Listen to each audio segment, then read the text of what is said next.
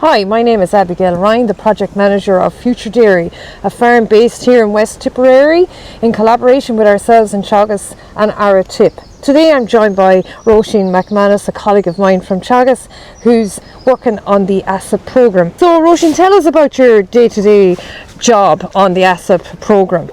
Yeah, so the ASSAP programme is the Agricultural Sustainability Support and Advisory Programme, and I suppose it's in place since 2018. The overall aim, I suppose, in Ireland is that by 2027 we need to meet at least good status across all water bodies. So I suppose what I do is I work with farmers in the Tipperary region on a one-to-one basis, offering free and confidential advice on, simple measures that they can implement on farm to improve water quality. That's across farmyards, land and nutrient management. Okay.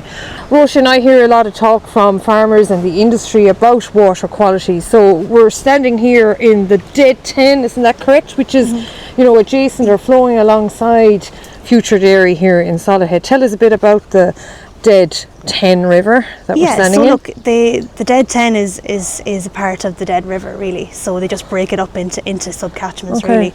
And the Dead River, it's a main tributary of the Mulcair River, which eventually flows into the River Shannon. The ecological status of the Dead 10 currently is poor. And that's based on the EPA report, which came out last October. So that's the 2019 to 2024 report. So I suppose the main pressures identified in the Dead 10 catchment is industry, hydromorphology, which is your land drainage, and I suppose agriculture was also identified as a significant pressure.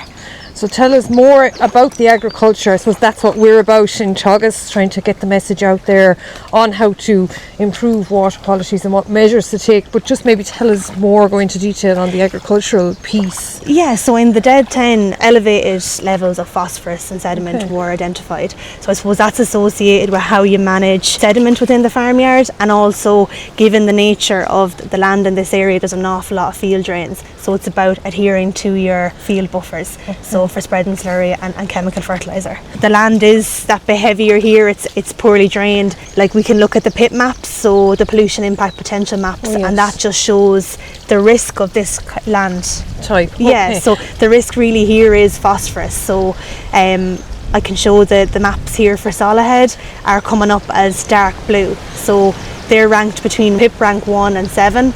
So the darker the blue, the higher the risk of phosphorus. So look, it's not a bad thing. It's just about putting the land management practices in place to reduce the loss of phosphorus to water. Roisin, on farms, your experience must be enormous that you've been at this ASSAP programme. What are the key areas that you'd see on farms that other farmers could take messages from that are causing pollution or the water quality to not be where it is, say? Yeah. So like I said, we look at farmyard, land and nutrient management. But I suppose in the farmyard, some of the key issues we see is slurry and soil water storage. So looking at what they have and what they can improve on. The storage of silage, whether it's on a pit or it's bales, and I suppose the separation of clean and dirty water. Out on the land then, I suppose we're looking at, quick wins, especially with the soil type around here, is your buffers. Your field buffers. So your 5 what metres. Are they, Roisin? The buffers, so it's so that's how far you keep out from a drain or a water course, and that's from the top of the bank. So it's 5 metres for slurry, 2 weeks before the close period starts and 2 weeks after the close period ends in January. That increases to 10 metres because it's your riskier time of the year. And then for chemical fertiliser, it's 3 metres. Also out in the land, you're looking at the placement of water trucks, like what we've done here in Solihull. Yes. If a farmer has cattle access in the drain, can that be closed off, put in water to stop phosphorus and sediment loss?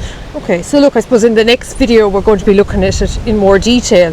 Roisin, thank you very much. As if anyone wants to contact an advisor in Tipperary, how do they go about that? So if you want to avail of the advisory from the ASSAP programme, you can contact any of the Teagasc offices in Tipperary. So there's an office in Nina, Thurles or Clonmel, and you don't have to be a Teagasc client.